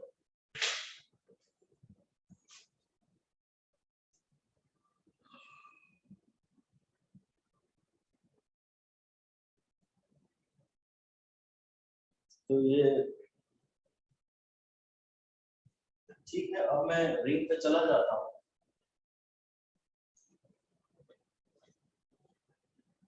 ये एक अच्छा केस है, सिंपल केस है और बस मेरे हिसाब से तो ऐसा ही आना चाहिए, आपको ऐसा ही आना चाहिए। बस थोड़ा सा हायर लेवल सवाल बनाना होगा तो 2 पार्टिकल सिस्टम की जगह 3 पार्टिकल सिस्टम दे देगा ट्रायंगल वाला, या 4 पार्टिकल सिस्टम दे देगा स्क्वायर के वर्टाइसेस पे जहां मास है सिचुएटेड। तो आप हेडिंग दे दीजिए MI of a thin ring.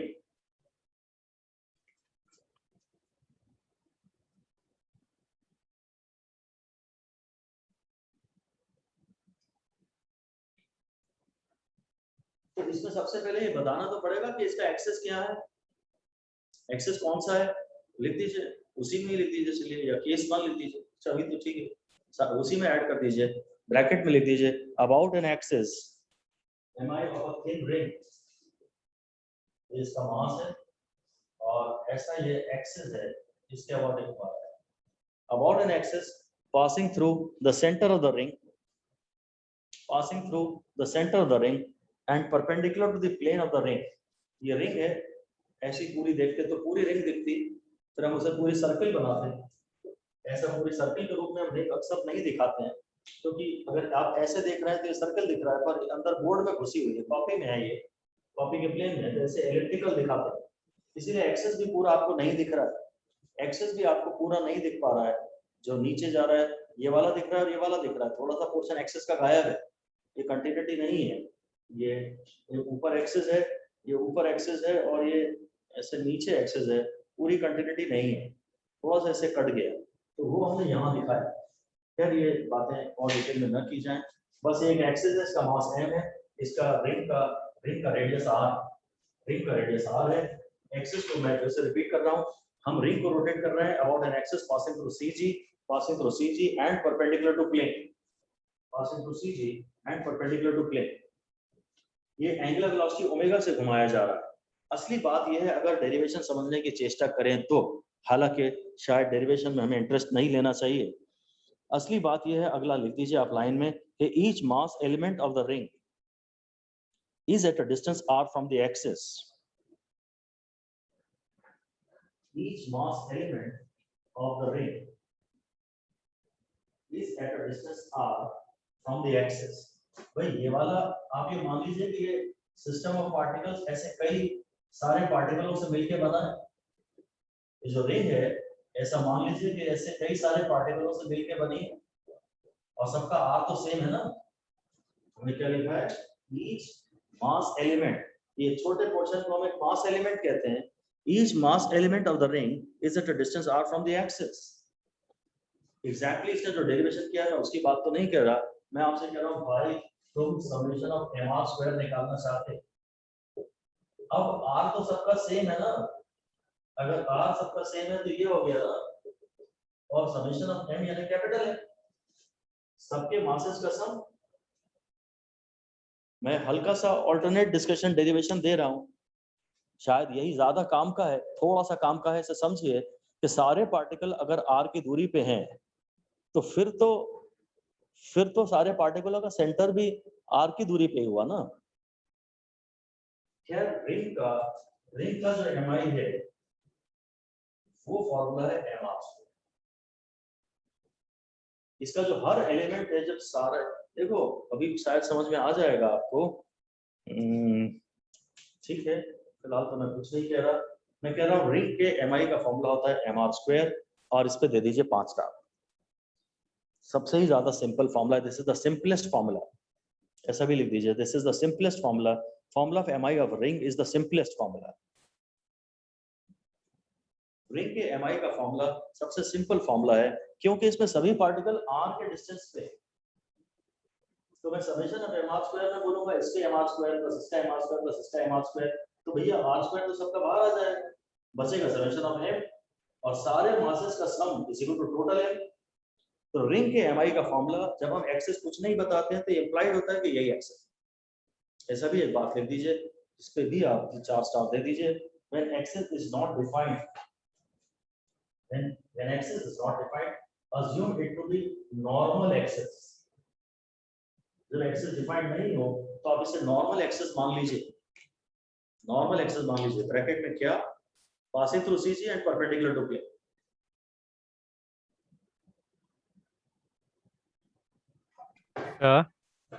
Ji good night. फिर इस पे स्पेसिफिकली कोई न्यूमेरिकल्स आते हैं क्या? हाँ बहुत आता है, अभी तो बात नहीं कर पाएंगे, अभी उस बारे में आपका सोचना भी गलत ही है, अभी आप उस दिमाग को थोड़ा सा रोक के रखें तो ज्यादा अच्छा है। सिर्फ यही समझें कि mr² क्यों आ रहा है फॉर्मूला, और mr² को रटने की कोशिश करें, आगे दिमाग न ले जाएं। तो आप आइडियली, ये गलत तो है मेरा कहना कि आप आगे दिमाग न ले जाएं, पर अगर आप एग्जाम ओरिएंटेड होना चाहते हैं तो आप आगे दिमाग न ले जाएं, अपने आप आपके सामने हजारों की तादाद में न्यूमेरिकल आएंगे।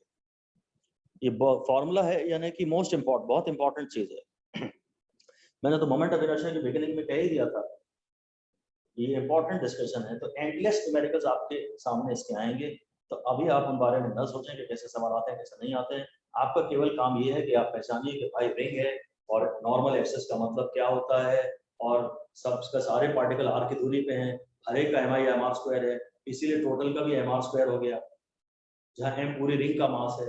इन बातों तक भी अभी अपने आप को रोक के रखें, ज्यादा आगे ना जाए, जाना तो चाहिए कायदे से, पर कब तक बचेंगे। अगर ये इंपॉर्टेंट इस पे क्वेश्चन आते हैं तो आपके सामने आएंगे ही आएंगे, 1000 बार आएंगे, और आपके सामने क्वेश्चन नहीं आ रहा है मतलब ये इंपॉर्टेंट नहीं है। तो अभी आपका फोकस जहां होना चाहिए वहां नहीं है, आपको ऐसा लग रहा है कि ये तो हम समझ ही चुके हैं यार, अब इसमें अब क्या है, आगे बात करो, पर फिर भी व्हाइल इन क्लास तो आप आगे ना जाए, उसी को रिवाइज करते रहे कि हाँ मैं यार कम से कम रिंग का तो मुझे याद हो गया, सिंपलेस्ट फॉर्मूला होता है mr² होता है, ऐसी ही कोई बात अपने आप से करें तो अक्लमंदी है। थोड़ा अपने आप को रोक के चले तो ज्यादा फायदे में रहेंगे, वरना चीजें जब जब यहाँ ध्यान हो सकता है तब आप यहाँ ध्यान नहीं दे रहे, बाद में आप इसके फॉर्मूले में हो सकता है कंफ्यूज। टीचर जरा भी बोलता है तो आपको लगता है कि ये तो यार हमें डिस्करेज कर रहा है, हमारी बात का जवाब नहीं दे रहा, चार बात ज्ञान की दे रहा है। पर टीचर का एक्सपीरियंस तो टीचर का ही experience, you will have to trust. और अगर वो नहीं है, जनरल बात कह रहा हूँ, तो फिर कुछ भी नहीं हो पाएगा, आप सब्जेक्ट नहीं सीख पाओगे। मेरी जनरल सलाह यही है कि बस जब मैंने आपको कहा है mr², तो आप उसी सब को इमेजिन करते रहिए, आगे ना जाएं। बहुत नेचुरल है, बहुत ज्यादा नेचुरल है कि आप सोचें कि अभी अप्लाई कैसे होगा, क्योंकि हम भी कहते हैं एप्लीकेशन ओरिएंटेड बातें ही केवल काम की है, आएगा सामने। मैं नहीं दूंगा तो गाइड देगी, गाइड नहीं देगी तो PYQ में तो दिख ही जाएगा, और अगर PYQ में नहीं है तो उससे बड़ा तो कोई गाइड नहीं है आपके लिए कि किस पे सवाल बनते हैं और किस पे नहीं बनते। तो थोड़ा सा होल्ड करके रखिए अपने आप को। ऑलराइट, सो ये तो हो गया। तो चलिए हम उल्टा एक क्वेश्चन पूछ लेते हैं आपसे। क्वेश्चन लिखिए, a ring is rotating, a ring is rotating, a ring of mass m, a ring of mass m is rotating about an axis passing through its CG. A ring of mass m is rotating about an axis passing through CG and perpendicular to its plane with angular speed omega. A ring of mass m and radius r is passing through an axis, is rotating about an axis, passing through CG and perpendicular to plane with angular speed omega. Calculate its kinetic energy of rotation. Calculate its rotational kinetic energy. हाँ, ये अपने आप में एक बहुत अच्छा question हो गया, मैं इसके भी 5 स्टार दूंगा। भाई जनरल फॉर्मूला ये होता है, और आज जिस ऑब्जेक्ट की बात कर रहे हो रिंग की, आज मुझे उसके भी फॉर्मूले का ज्ञान है। आई का रोटेशनल काइनेटिक एनर्जी का फॉर्मूला तो हाफ आई ओमेगा स्क्वायर ही रहेगा। आई अलग अलग ऑब्जेक्ट का अलग अलग हो जाएगा। रिंग का आई जो सिंपलेस्ट आई होता है वो mr² होता है। रिंग में हम गलती से भी कंफ्यूज ना हो जाएं, अभी तो बस इसी पे फोकस रखिए। और ये चूंकि एनसीईआरटी में डायरेक्ट दिया है तो हाँ ये बन सकता है। तो रिंग की काइनेटिक एनर्जी का फॉर्मूला बताइए, rotational kinetic energy half I omega square में। अब रिंग का नाम है तो आई आपको लेना है mr²। रिंग का आई है mr²। ओके, अब कहता है next take a light rod of negligible mass of length L, pair of small masses। अच्छा, ये B में दिखा है, B वाला केस मैंने पहले पढ़ा दिया, ठीक है, ये हो गया। B वाला केस मैंने पहले पढ़ा दिया, तो उसको याद करने की जरूरत नहीं है। इसका जो आंसर आया है इसको याद करने की जरूरत नहीं। It is not a standard case, बस ring is a standard case. Ring का फॉर्मूला आपको आना ही चाहिए। The table 7.1 simply gives the moment of inertia of various familiar regular shaped bodies about specific axes. The derivations of these expressions are beyond the scope of the textbook। बहुत बढ़िया, derivations पे आप ध्यान ना लगाइएगा, किसी तरह इनके फॉर्मूले रटने की कोशिश करिएगा। दिए थे पुरानी एनसीईआरटी में, सब दिए थे, बहुत अच्छा हुआ वो कचरा उसने हटा दिया, नहीं तो हम mr² में से हमारा दिमाग हट जाता है, डेरिवेशन में उलझ जाता है, उसे प्लीज छोड़ दीजिएगा।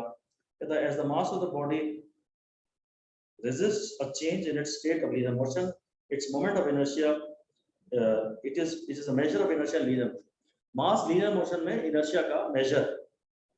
Similarly, as the moment of inertia about a given axis of rotation resists a change in rotational motion, मतलब rotational motion में moment of inertia ही अब inertia है। It can be regarded as a measure of rotational inertia of the body। ये line शायद मैंने लिखवाई हुई है कि moment of inertia is rotational inertia। जहां आपने स्टार्टिंग की थी मोमेंट ऑफ इनर्शिया की, वहां दोबारा चाहे तो लिख सकते हैं कि moment of inertia is rotational inertia. It is a measure of the way in which different parts of the body are distributed at different distances from the axis. Unlike the mass of a body, the moment of inertia is not a fixed quantity but depends on the distribution of mass about the axis of rotation को समझाऊंगा, and the orientation and position of the axis of rotation को समझाऊंगा with respect to the body as a whole, as a measure of the way in which the mass of a rotating rigid body is distributed with respect to the axis of gyration। हाँ, ये हम ठीक है, अभी heading दे देते हैं, ये body का हेडिंग है, हेडिंग दे दीजिए radius of gyration। Radius of gyration, ये gyration क्या होता है मुझे नहीं मालूम और मुझे इसे जानने की आवश्यकता भी नहीं है, gyration को मैं इतना कुछ बता तो सकता हूँ. Gyration is a term associated with rotation. ये अच्छा इंटरेस्टिंग डिस्कशन है, इस पे भी वक्त आने में स्टार्ट दे दूंगा. रोटेशन से एसोसिएटेड कोई टर्म है गायरेशन, पर हम शायद समझते हैं, इसे अभी पूरा पढ़ा तो नहीं है मैंने, पर शायद इसके नाम से समझ में आ रहा है कि ये भाई कोई तो भी रेडियस है. ये गाय कौन सी गाय का रेडियस है मुझे नहीं मालूम, वो कौन सी गाय कौन से स्टेशन पे खड़ी है वो सब मुझे कुछ नहीं मालूम, पर रेडियस ऑफ गायरेशन के नाम से क्लियर है कि शायद इसके डायमेंशंस लेंथ के हैं. ऐसा आप लिख सकते हैं कि it is a radius, basically it is a distance. It is a distance. Radius of gyration is a distance, and its dimensions are therefore of length. Radius of gyration एक distance है और इसके dimensions जो हैं वो length के हैं. मैं इसकी definition कर रहा हूँ, इसने लिखी हुई है नीचे जहाँ bold letters लिखे हैं. Radius of gyration of a body about an axis may be defined as. लिख लीजिए पूरा ये definition, ये हम एक आध स्टार दे सकते हैं. लिखिए कि radius of gyration is defined as, maybe बात नहीं है, is defined as the distance from the axis of rotation, distance from the axis of rotation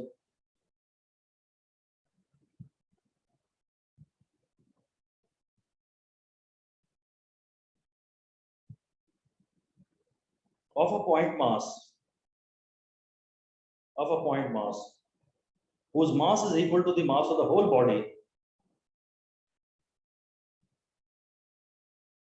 मैं exactly NCERT के words use कर रहा हूँ कि radius of gyration is defined as the distance from the axis of a point mass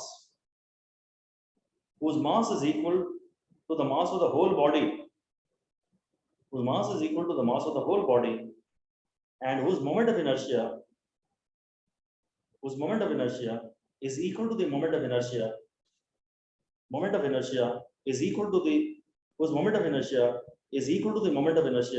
of the body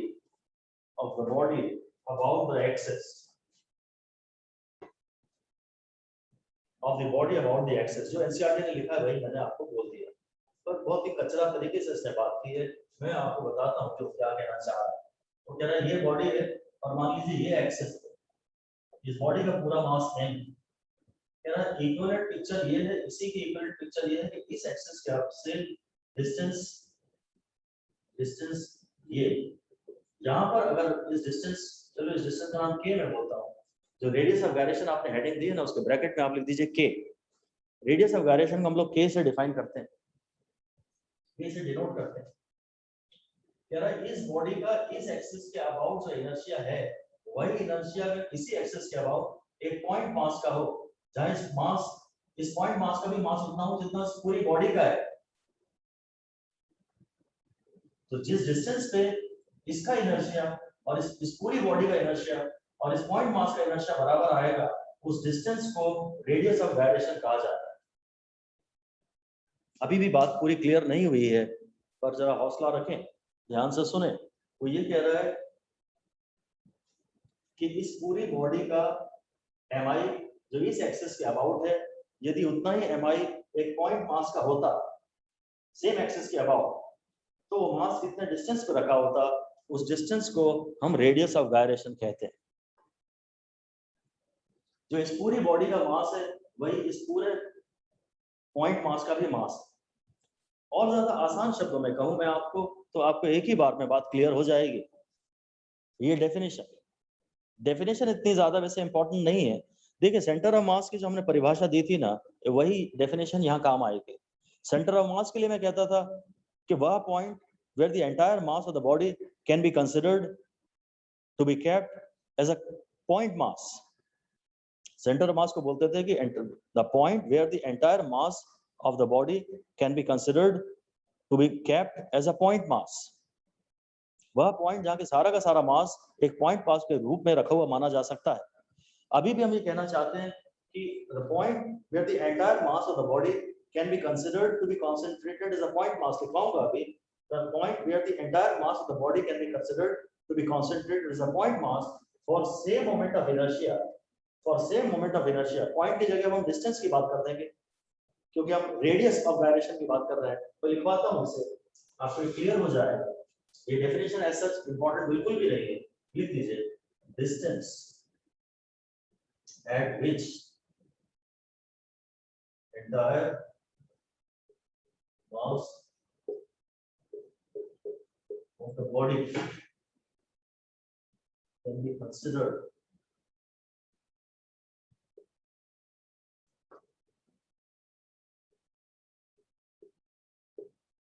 concentrated, the point mass.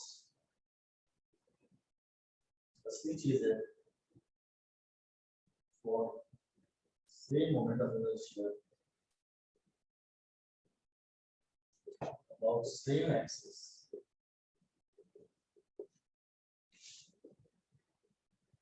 is called the radius of inertia. The definition मेरे हिसाब से important नहीं है, ये definition important नहीं है, ठीक है, पढ़ना पड़ेगा, समझना भी पड़ेगा। Distance at which entire mass of the body can be considered to be concentrated as a point mass for same mi, same moment of inertia about same axis. That distance is called radius of gyration. इस distance को हम लोग radius of gyration कहते हैं, हम इसे k से denote करते हैं, हम इसे k से denote करते हैं।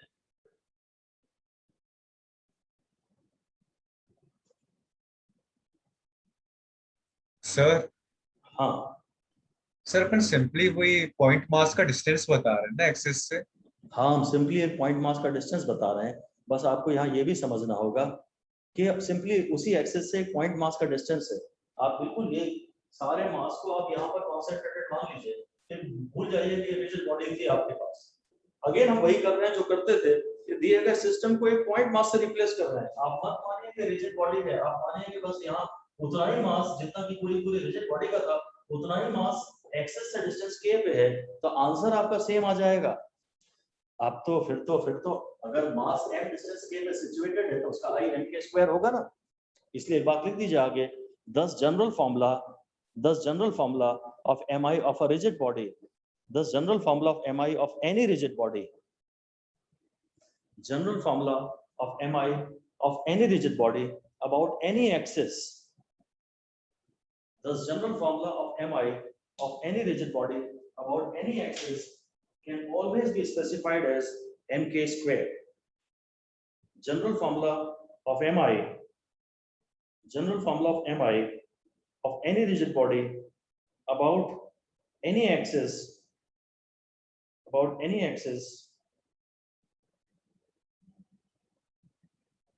general formula of mi about any rigid axis is always mk square. Rigid body का फॉर्मूला mk स्क्वायर। जितना मास रिजिड बॉडी का है ना, उतना मास आप यहाँ पॉइंट मास के रूप में रखा हुआ मान लीजिए। जितना मास रिजिड बॉडी का है उतना मास आप पॉइंट मास के रूप में मान लीजिए। पॉइंट मास का फॉर्मूला तो mk स्क्वायर होता है, तो mi of a rigid body का फॉर्मूला हो गया mk square. mi of a rigid body का फॉर्मूला हो गया mk स्क्वायर। जैसे हम सेंटर ऑफ मास के लिए मास को सेंटर ऑफ मास का सिचुएटेड मानते थे, ऐसे मोमेंट ऑफ इनर्शिया के चैप्टर में पूरे के पूरे मास को रेडियस ऑफ गायरेशन पे सिचुएटेड मानते हैं।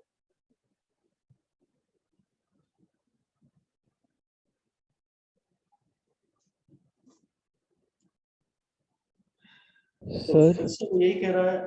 तो हाँ बोलिए सर, मेरी बायो की क्लासेस सर, क्या मैं लीव कर लूं? हाँ, क्लास दिया करिए, बिल्कुल करा दिया करिए, बिना बताए।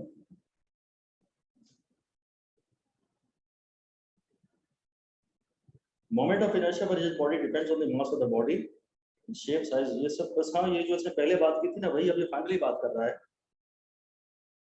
लिख दीजिए, अगली लाइन में लिख दीजिए, moment of inertia of a rigid body depends on moment of inertia of a rigid body depends on moment of inertia for rigid body depends on, ये शायद 3 स्टार देने लायक पॉइंट, मैथमेटिक्स तो नहीं है। Moment of inertia for rigid body depends on number 1 mass of the body, mass of the body फॉर्मूले में mr square तो आ ही रहा है, कुछ mk स्क्वायर तो आ ही रहा है, तो भारी बॉडी का तो मोमेंट ऑफ इनर्शिया ज्यादा हो गई। It depends on mass of the body. Number 2 its shape and size, shape पे डिपेंड करेगा कि रिंग है कि डिस्क है कि रॉड है, शेप पे डिपेंड करेगा, साइज पे डिपेंड करेगा। साइज ज्यादा है तो उसका रेडियस ऑफ गायरेशन ज्यादा आ जाएगा, ब्रैकेट में लिख दीजिए, चलिए अलग से ही लिखवाऊंगा, शेप एंड साइज लिख दीजिए। थर्ड लिख दीजिए distribution of mass about the axis of rotation. अच्छा इंपॉर्टेंट डिस्कशन ही है ये, distribution of mass about the axis of rotation. और चौथा लिख दीजिए position of axis of rotation, position of axis of rotation, कि भाई एक्सिस ऑफ रोटेशन यहां से गुजर रहा है कि यहां से गुजर रहा है। Position of axis of rotation, इसके अबाउट आई अलग आएगा, इसके अबाउट आई अलग आएगा। और फिर अगला 5वां लिख दीजिए orientation of axis of rotation, कि एक्सिस ऑफ रोटेशन ऐसा है कि एक्सिस ऑफ रोटेशन ऐसा है, उसका भी फर्क पड़ेगा। यहाँ I3 है और यहाँ I4 आएगा इसके अबाउट। एक्सिस ऑफ रोटेशन की पोजीशन क्या है, यहाँ है कि यहाँ है। MI इन सब बातों पे डिपेंड करता है। नंबर 1 मास पे डिपेंड करेगा, फिर शेप पे डिपेंड करेगा, फिर साइज पे डिपेंड करेगा, फिर पोजीशन पे डिपेंड करेगा एक्सिस ऑफ रोटेशन की, फिर उसके ओरिएंटेशन पे डिपेंड करेगा। ये सारी बातें काम की तो हैं, इन्हें थोड़ा बहुत हमें समझना भी चाहिए। कहता है MI of a rigid body depends on mass of the body, shape and size, distribution of mass about the axis of rotation and the position. Distribution of mass about the axis of rotation actually इसी में आ गया position. अगर position ये है, देखो अगर axis of rotation की यहाँ है तो यहाँ मास और यहाँ मास का डिस्ट्रीब्यूशन हम समझ रहे हैं कैसा है। और अगर एक्सिस ऑफ रोटेशन यहाँ से है तो इधर मास कम है और इधर मास ज्यादा है, इधर के पार्टिकल का समेशन ऑफ मास स्क्वायर ज्यादा आएगा। तो नेचुरली भाई ये तो समेशन ऑफ mr स्क्वायर है, अगर तुम एक्सिस शिफ्ट कर दोगे तो r चेंज हो जाएगा, तो समेशन ऑफ mr स्क्वायर भी चेंज हो जाएगा। कुछ ज्यादा बात ढंग से समझ में आ नहीं रही, पर हाँ ये है तो यही बात है। हाँ सर रिजिड बॉडी में तो सर हम पॉइंट मास लेंगे ना? रिजिड बॉडी का जो फाइनली जो सेंटर ऑफ जो आएगा रेडियस ऑफ गायरेशन, वहां आप पूरा पॉइंट मास के रूप में उसे रख सकते हैं, पर उसकी कैलकुलेशन के लिए हम बता रहे हैं कि वो कहाँ एज अ पॉइंट मास आप उसे कहाँ रख पाएंगे। वो जो पॉइंट है जहां रेडियस ऑफ गायरेशन आता है, जहां पॉइंट मास के रूप में उसे रखा जा सकता है, वो लोकेशन इस बात पे डिपेंड करेगी। अगर ये केस है, अगर ये केस है तो इसका शायद रेडियस ऑफ गायरेशन ये आएगा, यहाँ मैं मास यहाँ रखूंगा। और अगर ये केस है तो हो सकता है इसका कहीं और आएगा, ये इसका रेडियस ये मास m। अब कहाँ रखना है, बस वही तो बात हो रही है कि रेडियस ऑफ गायरेशन जो मोमेंट ऑफ इनर्शिया है या जो रेडियस ऑफ गायरेशन है, उसका मास तो एक पॉइंट मास के रूप में रखा जाएगा, पर किस डिस्टेंस पे। वो डिस्टेंस जो है या पूरी बॉडी का MI, पूरी बॉडी का MI, I का फॉर्मूला है mk स्क्वायर, पर k तो अलग अलग हो जाएगा ना जब एक्सिस ऑफ रोटेशन चेंज हो जाएगा। व्हेन एक्सिस ऑफ रोटेशन, अब तो एक लाइन लिखिए जरा, एक लाइन लिखिए, थोड़ी सी डीप थ्योरी है और थोड़ा बहुत हल्का सा समझ में आना भी चाहिए। When axis of rotation is shifted, when axis of rotation is shifted,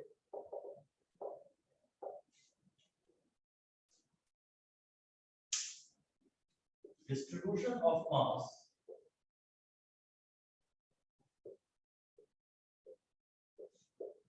about the axis of rotation,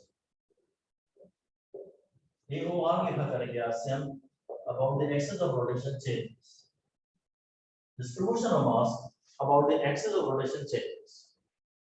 अगर axis of rotation ही हमने shift कर दिया तो distribution of mass about the axis of rotation changes, summation of mr square will change, so MI will change।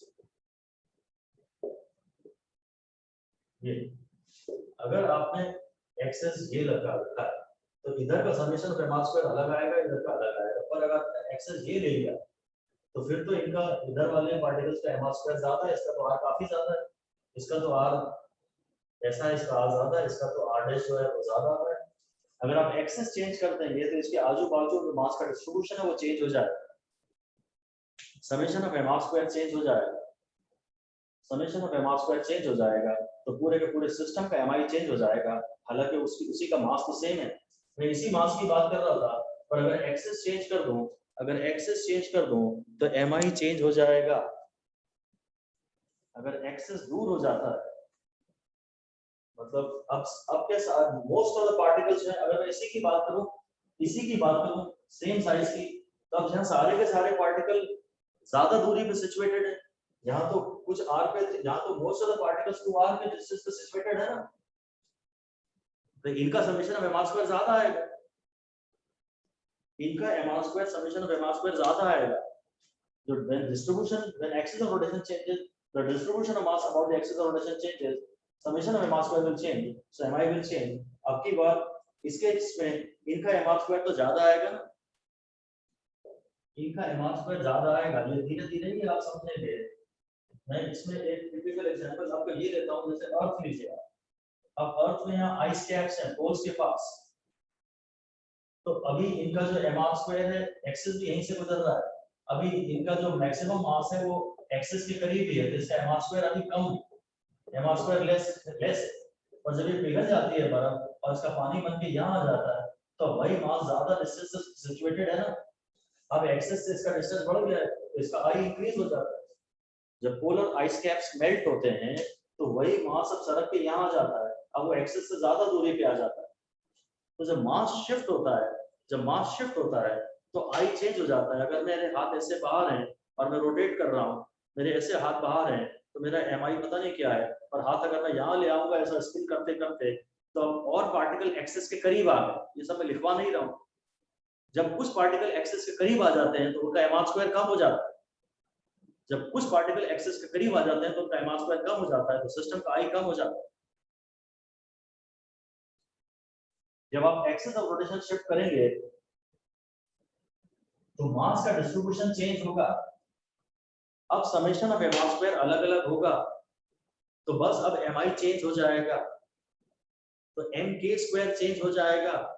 M तो same है पर जो के है जहां सारा का सारा मास कॉन्सेंट्रेटेड माना जा सकता है वह पॉइंट शिफ्ट हो जाएगा, यही वो बात कह रहा है।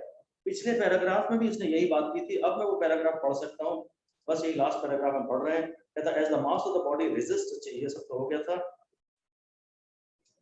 कहता है it is a measure of the way in which different parts of the body are distributed in different distances from the axis line। लिख दीजिए mi is a measure of the manner, mi is a measure of the manner in which different parts of the body are distributed, at different distances from the axis,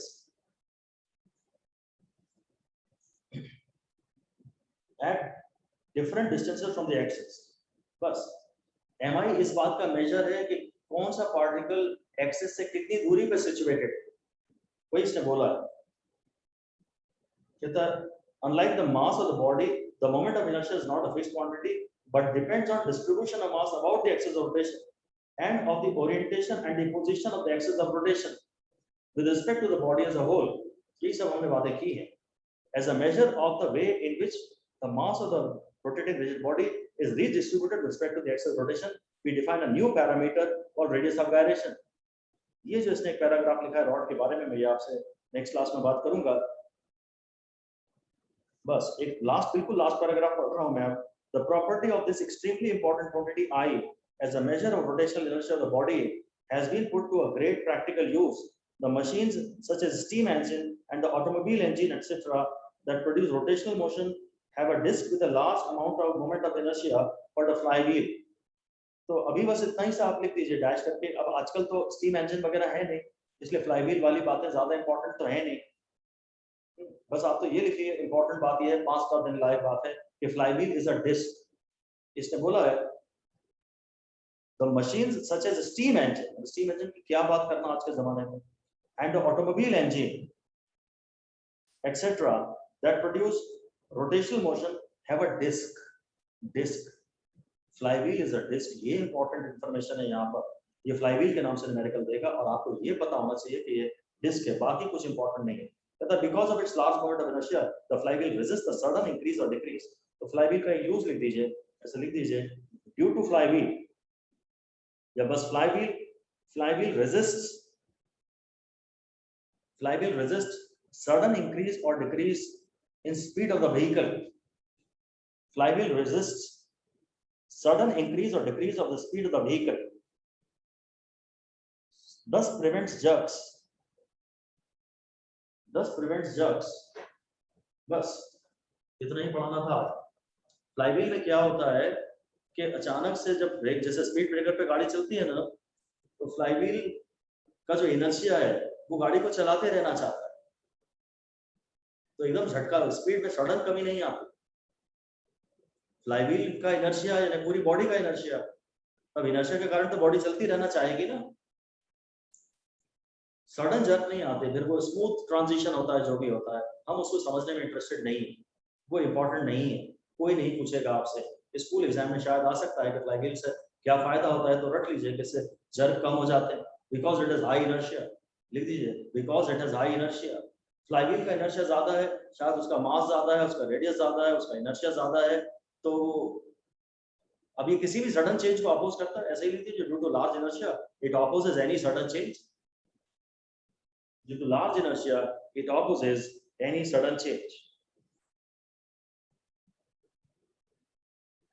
Due to large inertia, it opposes any sudden change. बस guys, so that is all जो कि यहाँ पर दिया गया है NCERT में. इसके बाद वो जो चार्ट उसने बनाया है जिसमें वेरियस बॉडीज के MI दिखाए, वो मैं आपसे नेक्स्ट क्लास में डिस्कस करूँगा.